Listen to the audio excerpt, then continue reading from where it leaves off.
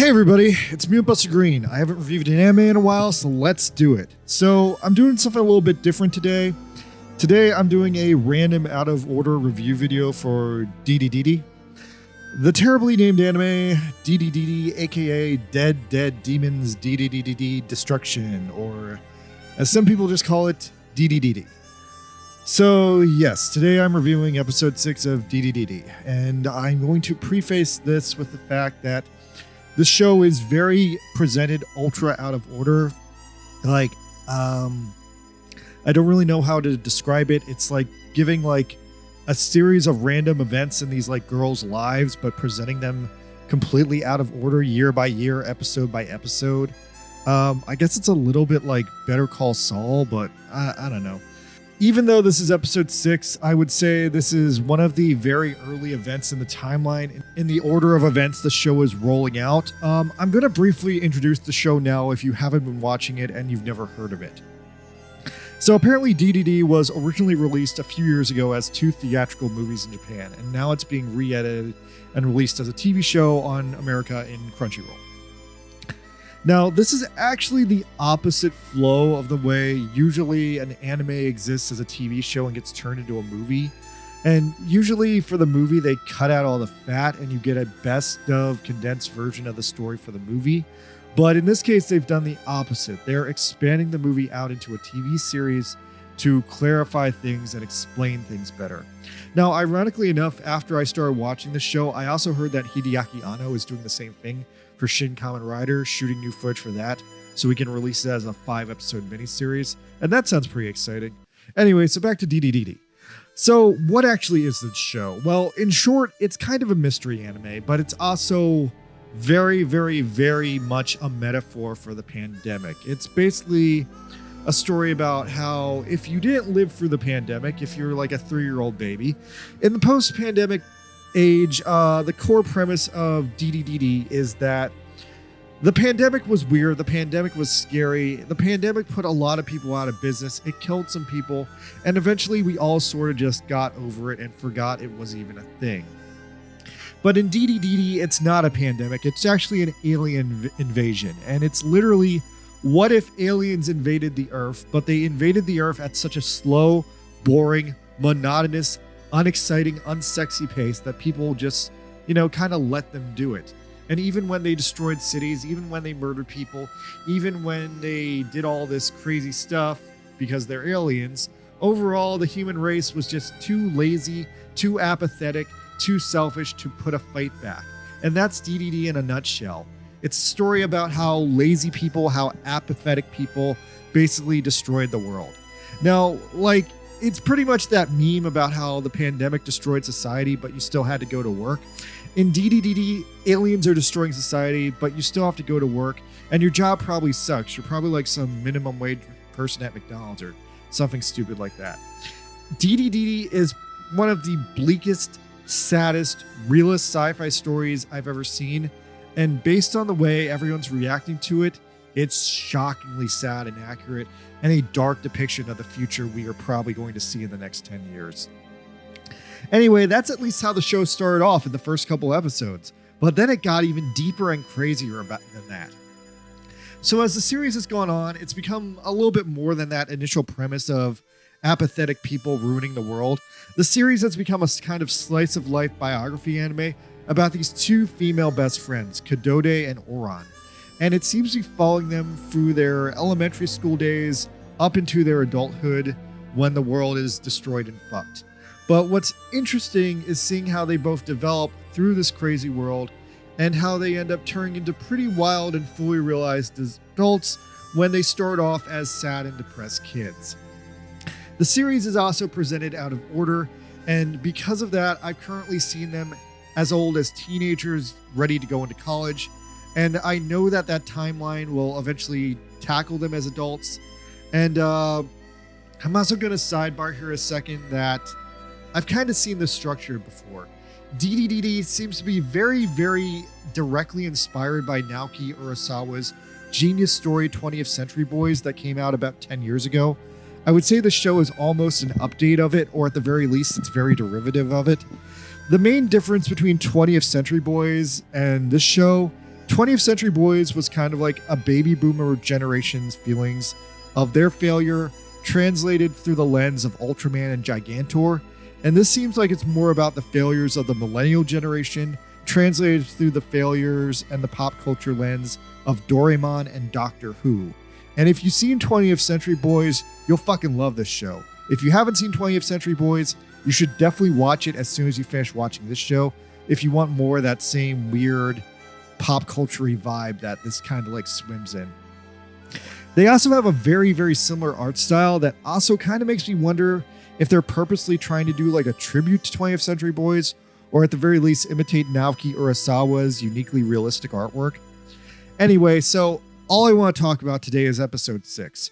We're currently at episode 6. We flash back to a time when Dededede and Orin are 5th graders, and theoretically this is one of the earliest points on the timeline.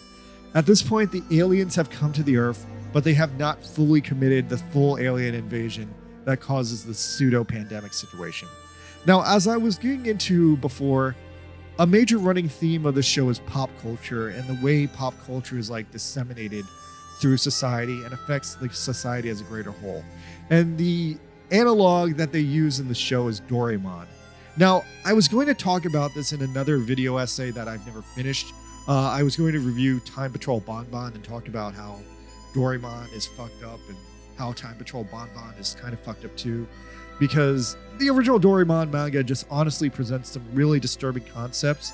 It presents some concepts as fate and destiny, but then presents them as like a comedy and mixes it with out of control technology. Like, my main point is like, if you've never read the original Doraemon, it's about this dumb normal boy named Nobita Nobi who's destined for greatness. But as a kid, he's a fuck up and he's otherwise a normal kid.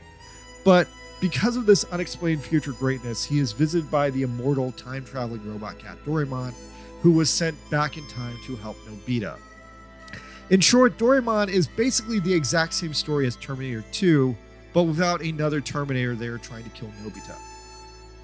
Anyway, along the way, Nobita has these outrageous adventures and these crazy ideas that Doraemon enables by giving Nobita these dangerous, uncontrollable, futuristic pieces of technology that Nobita has no real mental comprehension for. Like, Doraemon is essentially the equivalent of like a manga where you give a monkey like a machine gun, except in Doraemon you're giving a young Japanese boy just incomprehensible future technology that he's going to use to damage and hurt people. Now, Dededede at some point reposits the setup for Doraemon with a full sense of reality that Doraemon never has. It pretty much asks the really important question: if Doraemon was real, wouldn't he eventually have to kill someone?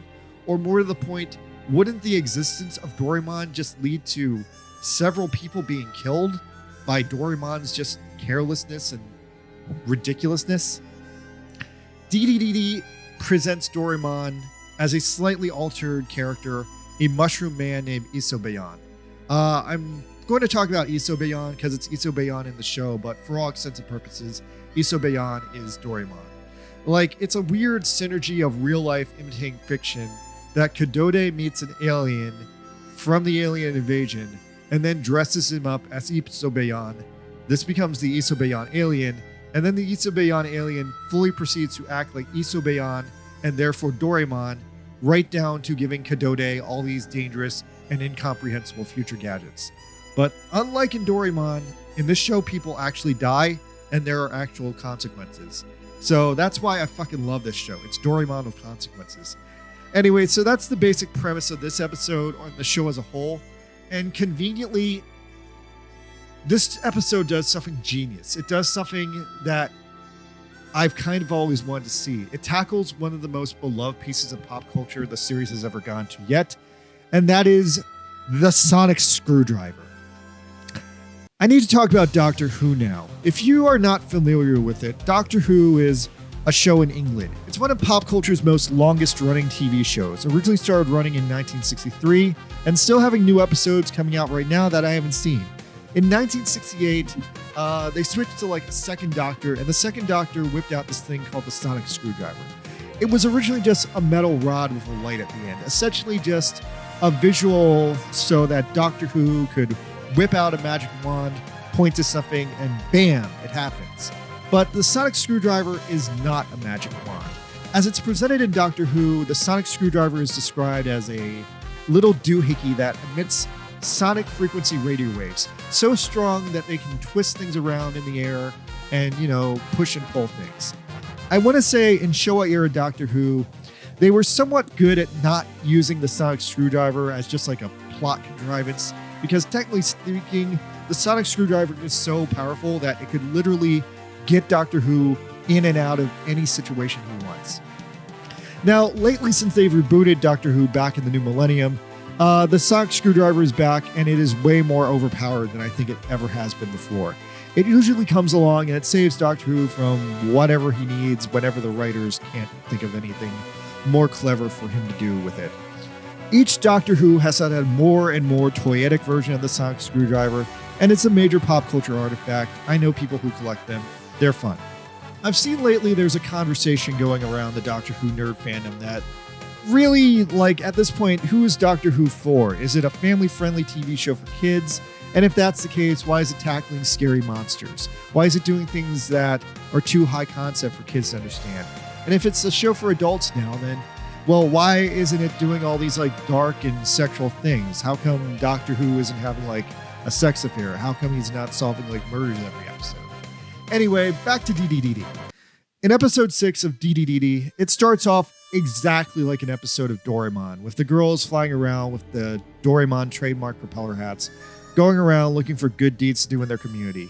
The show is cinematic as hell, and the sound effects are visceral and real, and instantly you can tell that this isn't Doraemon, even though it's the premise of Doraemon.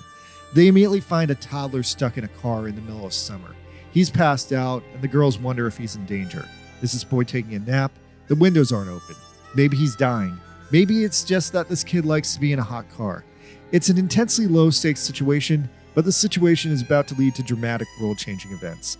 Dededede instantly thinks the kid is having a heat stroke, so she asks the Isobeyan alien for something that can unlock the door. And so he gives her the goddamn Doctor Who sonic screwdriver. Trademark. He explains that with this sonic screwdriver, she can emit sonic waves and she can push and pull objects. Exactly like what the sonic screwdriver does in Doctor Who. Also, nerd friends here watching this video, which sonic screwdriver is this? Is this the 9th Doctor screwdriver? Or maybe the 10th or the 8th? I don't know. Let me know in the comments. Thanks. Anyway, so Dededede tries to open the door and instantly sends the car flying while knocking off most of its doors. The kids' parents run out, and they seem to be anachronistic hippie trash people. They're happy that their kid is fine because he was wearing a seatbelt, but they're also horrified that their car is ruined. The girls run off, questioning if they did the right thing because they just totaled a car. And after this, we get a quick look at this universe's version of Doraemon and Nobita. In this universe, Nobita is a suicidal female named Debiko, and I gotta say, honestly, I kind of would read more Doraemon if Nobita was a suicidal girl.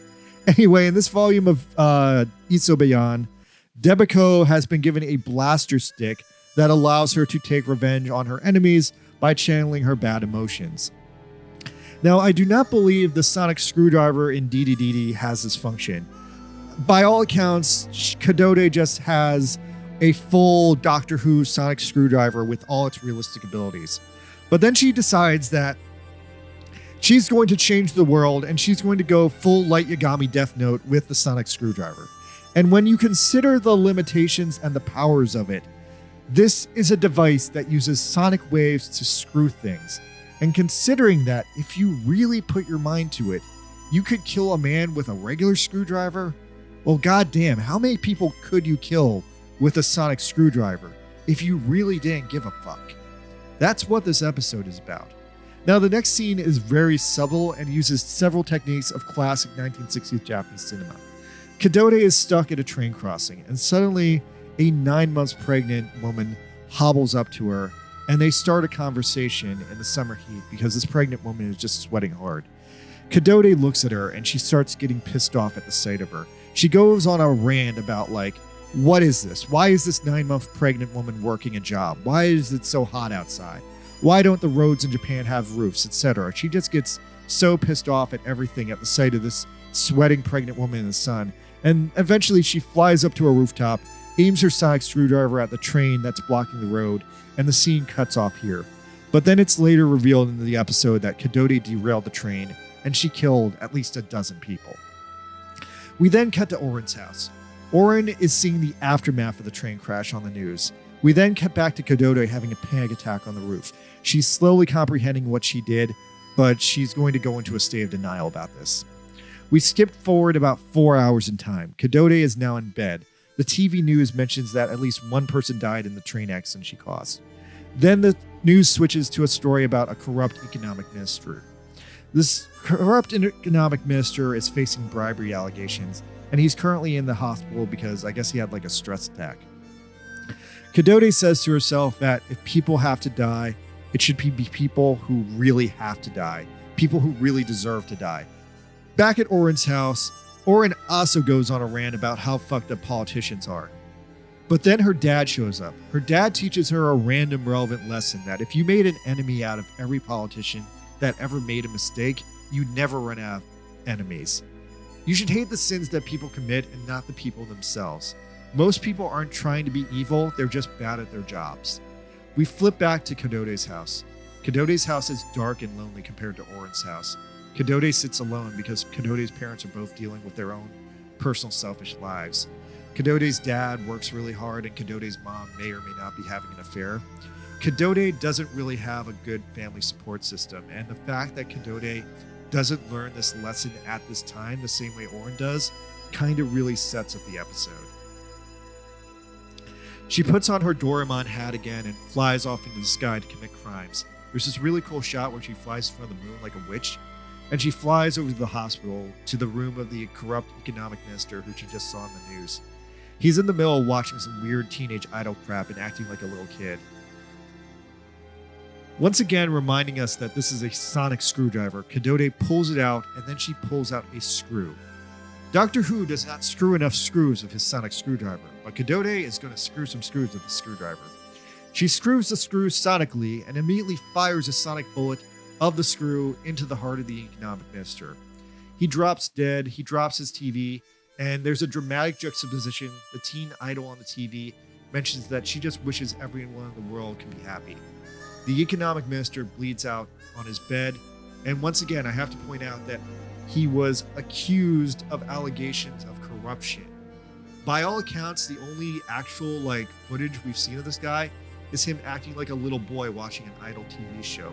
So it's possible that the allegations against him aren't even real, but nonetheless, Dededede has killed him for this because she's a little girl and she doesn't know right from wrong. We then flash forward to the next day. At school, the boys tell Dededede that she should go around helping people in trouble because that's the lesson they learned today in school. Oren and Dededede have a minor conversation that she's not sure if she wants to go to a concert or not. So then Dededede decides that she's going to create a major accident at the stadium hosting the concert, seemingly just to get it canceled so Oren doesn't have to go through the trouble of deciding to go or not. Now after this, Dededede goes on this weird implied violence spree where it's implied that she goes from person to person wearing a Gengar hoodie and a COVID mask and basically blasting people into walls with a sonic screwdriver hard enough to make them fear for their life, and then asking them who the worst person in the world is. Whoever they say the worst person is the most terrible person they know, she apparently goes to that person next and repeats the cycle. She apparently does this with at least 5 different people, 5 different times, without being caught, injured, or taking any kind of emotional lesson from it, just going around terrorizing people. Her mom eventually catches on to the fact she's sneaking out of her room at night, and Dededede gives her some major sass, leading her mom to slap her in her face. Dededede shoots her mom with a finger gun at this point, implying that she's been killing a lot of people and she was ready to kill her mom if she had been armed. The next day in school, a gorilla-nosed girl and the rest of her friends corner Dededede and attempt to see what Dededede's deal is, since the boys are suddenly listening to her, and they suspect that she's somehow connected to the train crash because one of the girls saw her at the train crash site. Dededede whips out the sonic screwdriver, lifts all the desks in the room, and declares that she can kill everyone in the room in under 10 seconds if she has to. Two of the girls switch sides. Dededede goes on a rant about how only she can change society, only she has special abilities. And this is a secret. Isobeyan the alien watches from the window all this chaos playing out and just watches. Suddenly, Oren enters the room and immediately stops Dededede from going insane, making her start to cry, and then all the deaths fall to the floor. They go on a walk after that. Oren says Dededede broke her promise to Isobeyan, and Dededede says that she was justified murdering all the girls in her class because one of the girls ripped up an arts and crafts newspaper. She also confesses that she ruined the concert and that Oren probably wouldn't have enjoyed it anyway. And then she goes on this weird, crazy rant about how much she hates the fictional character Debiko, the Nobito character from the Isobeyan manga. How Debiko is a selfish idiot who never fully utilized the full power of Doraemon's technology. How she could change the world and improve society. How all the people are creating sadness in the world, and that therefore she's decided to eliminate sadness by eliminating anyone who creates it. She has also realized that there are literally millions of people creating sadness, and therefore she will only destroy bad guys. But Oren realizes that Dededede is losing her flippin' mind at this point. She's slipping into pure madness, and only she can pull her back. And she doesn't even realize what she's fully doing. That, like, literally anyone can be a bad guy if they're having a bad day. And that if Dededede keeps just killing anyone who's doing anything bad, she'll eventually have to murder every person on Earth. Dededede is super full at herself at this point, and the two of them just straight up get into a fist fight. An old man comes along and stops these little girls from fighting, but Dededede runs off, discarding the sonic screwdriver on the ground. Now, at this point, I have no idea what happened to it. Maybe someone else got it. Maybe Oren picked it up. Anyway, some more time passes. Dededede says she's dropping out of school. Isobeyan and Antan have a talk later. In the talk, they reveal that Antan is wondering if the aliens are just testing them, and the aliens say that they're just trying to help. And Oren says she doesn't think it's a good idea if she accepts help from him anymore. Now after this, Oren goes to Dedede's house. Dededede lets her in, revealing that she's cut her hair badly into kind of a boy's haircut, and Dededede has apparently had some kind of a major psychotic break. I'm not sure if she's being medicated, I'm not sure if she's seen a doctor, but she's decided that either A, nothing she did in the past couple of weeks was real, she was just imagining it all, she was having a delusion, or B, if it was real, then she's a murderer. So she asks Antan to kill her, and she says she needs to go somewhere far away. She walks up to the roof of her apartment and says that the lesson of Doraemon wasn't that Nobita got technology as a child, it's that Doraemon gave him friendship. And then Dededede straight up hits on Antan, telling her that she looks beautiful and says that she can really fly, and proceeds to jump off the building. Antan tries to catch her, but she's too far away. And then there's this really strange reset. The episode suddenly flashes forward to Antan as a teenager, and Antan suddenly instantly remembers this event. We also then see her look at Dededede as a teenager, and Dededede is just looking at her phone, being completely bored. And then we meanwhile hear the sound of child Dededede crashing dead into the pavement. What? What the fuck is that ending? Okay, if I had to guess, either Antan successfully saved Dededede in the past and remembered it wrong, or maybe Dededede really did die, and somehow the aliens, maybe Isobeyan, brought her back to life. I guess we're going to find out next week, but wow, what a fucking moment. I love this show. This is the best show that is airing right now. All right, let me know if you guys are watching the show. If you're not, you're missing out. The show is fucking amazing. All right, I was Buster Green, and hopefully I'm not depressed anymore. Later.